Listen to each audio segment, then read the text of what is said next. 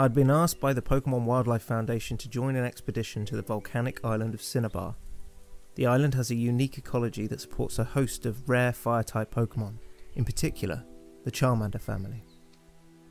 After being picked up from the docks, the team and I drove north towards the Cinnabar Wildlife Sanctuary, high in the arid mountains. We reached our base of operations in the late afternoon and began to set up our tents. We were at the bottom of the still active Guren volcano that was once a thriving tourist attraction, but now, due to the building volcanic activity, it had been absorbed into the sanctuary. We were given gas masks and sensors and told to sleep with them on at night, as the wind could sometimes shift and blow toxic fumes down from the peak. As the sun began to set, we were told that we were privy to a rare natural phenomenon called the Dragon's Gates. Natural volcanic gases rise up through the sand in a number of places around the island, and when combined with oxygen, ignites, causing the sand to literally catch on fire.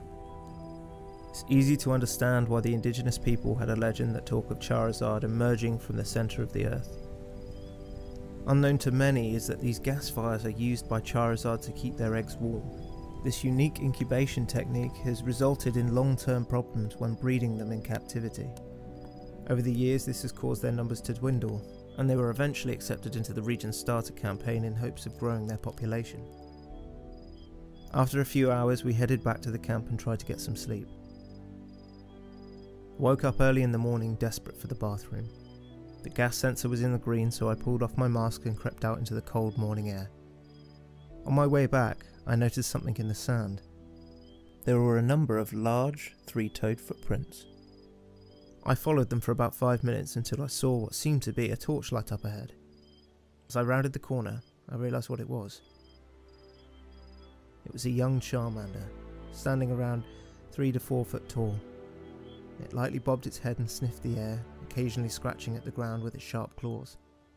As it walked, its tail swung behind it, tipped with a flickering yellow fire.